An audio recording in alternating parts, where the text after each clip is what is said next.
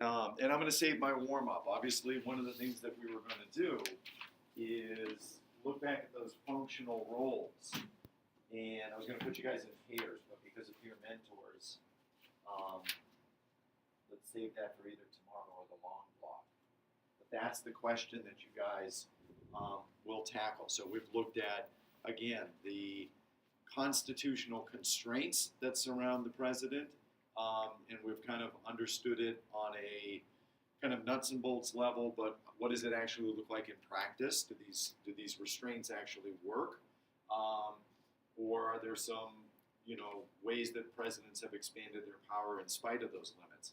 We've looked at the powers given to the president, and again, the same thing. We looked at it in terms of nuts and bolts, but we've also looked at how the power works out in reality. How successful is the veto power, the power of appointment, so on and so forth. And then we were looking at the functional roles, all the hats the president wears. Again, and I did this kind of deliberately because of the singular nature of the office that allows for unilateral action. I just want to keep reinforcing that language and that idea so that you guys use it.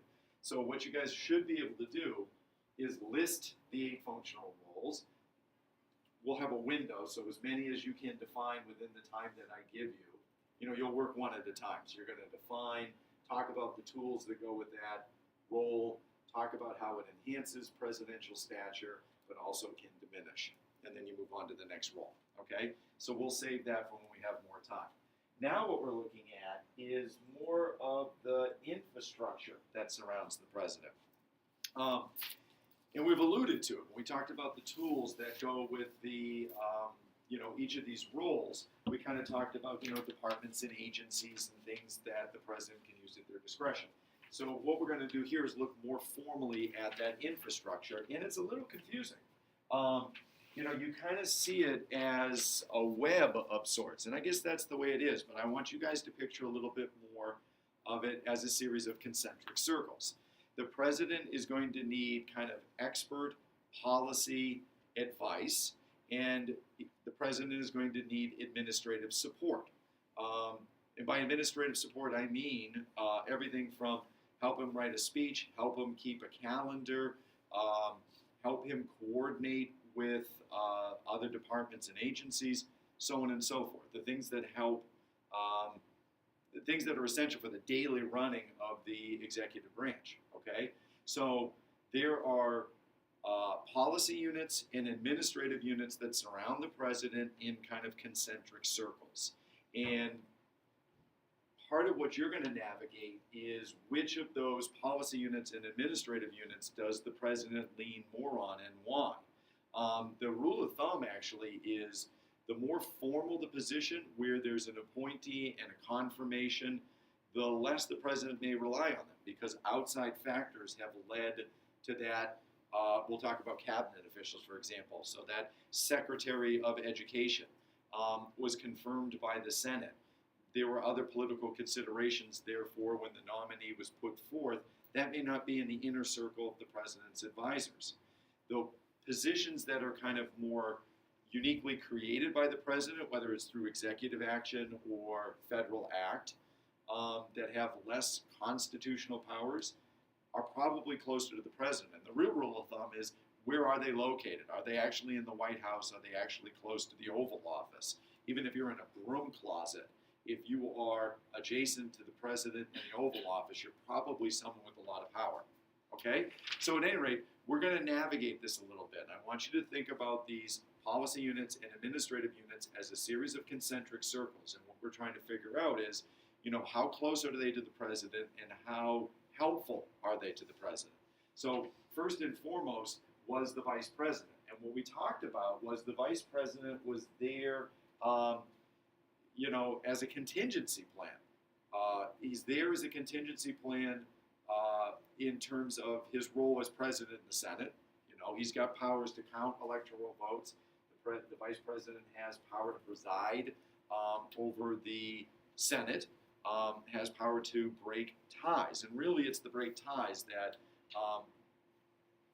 is the reason why the VP is the president of the Senate. With the Senate having 100 members, that means there's a possibility of a tie. The only way you break the tie is to go outside the chamber, hence VP is president of the Senate. Given the informal rules of the Senate, presiding really doesn't mean anything. It's not worth the VP's time to preside. They have a head count, they have a nose count, they know when ties are coming, and therefore the VP doesn't really preside. It's an in case of. The other major role is the VP is second in the chain of command. If the president dies, the VP fills that role. So otherwise, the only thing that the VP really does is whatever the president assigns to them. And it leads to these kind of,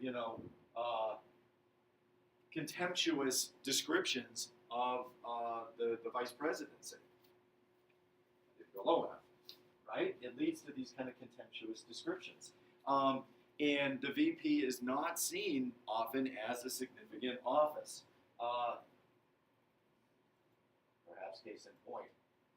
One of my favorite things out there is Joe Biden gifts. I love Joe Biden just because of his, kind of face. So this is him during the State of the Union, and he's giving a sup kind of head nod.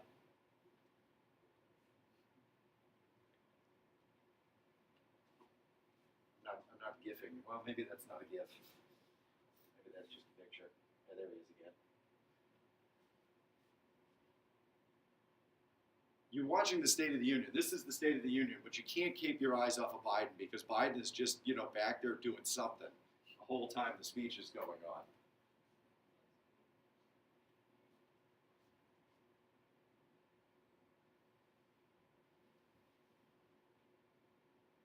Another picture.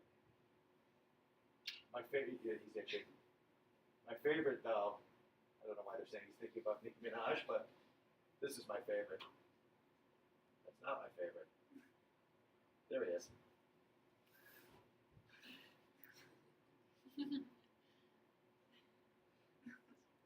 All right, so the VP gets kind of, reduced to this potentially, I don't know, an afterthought in some ways. Not particularly significant position, right? But I said, where the VP really has matter and importance and significance is prior to elections, especially if you don't have an incumbent president running for re-election. And even if you do have an incumbent president, but more so if you don't have an incumbent president running for re-election, okay?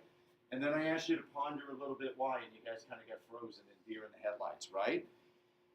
If someone is running for a position and they don't have a host of credentials in terms of already holding the position, this is a window into what kind of president they might be.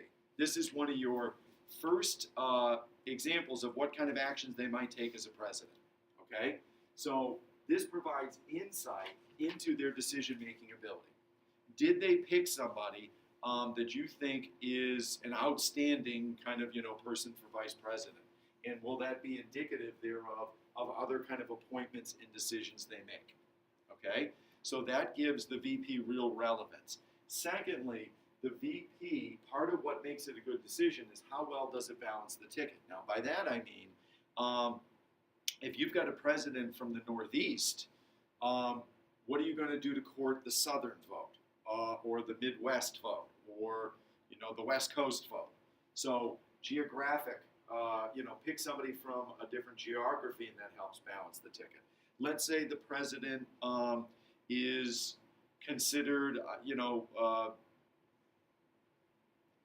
either, whether it's Democrat or Republican, on one end of the spectrum, a conservative Democrat or a highly conservative Republican. Do you pick someone that's more moderate or even on the liberal side to balance the ticket? Ethnicity might be a way to balance the ticket. Gender might be a way to balance the ticket. Areas of expertise might be a way to balance the ticket.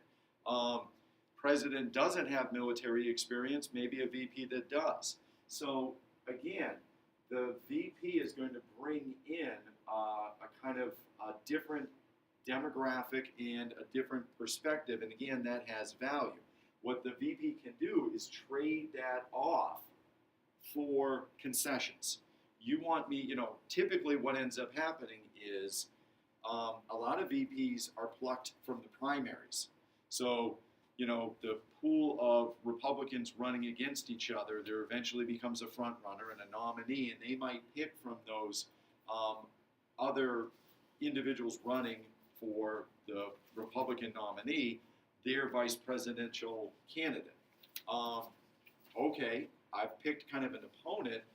We didn't agree on everything. I've got to get you to come along because you're going to balance the ticket. What do I need to give you in return? And you're going to see some policy, and it's called platform concessions.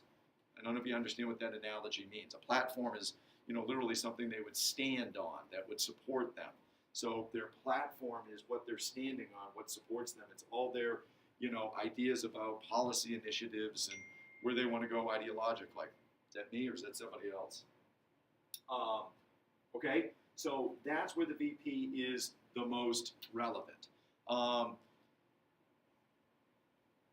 Once in office, like I said, it really is then dependent on how much responsibility the president decides to give them. So, a classic kind of duo is Bush and Gore.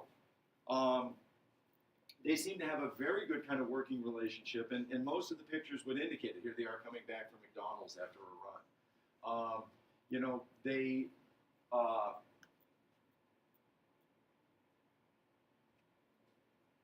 were both Southern, had, it seems like a good blend in terms of personality.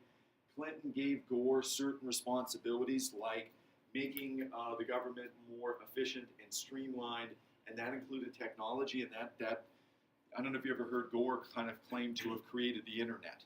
That was one of his kind of quotes, and he misspoke a little bit in that he kind of created some of the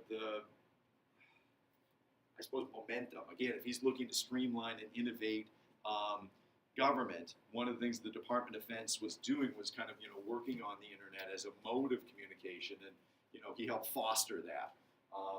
He was not tinkering in his basement with the internets and tubes. Created the intertube system. At any rate, that's kind of one form of working relationship. You've got an area of expertise. Global warming is obviously, and the environment is obviously a project of a pet project of Gore. So go run with it, right? Cheney, on the other hand, as I kind of talked about yesterday, and there's a lot of these out here.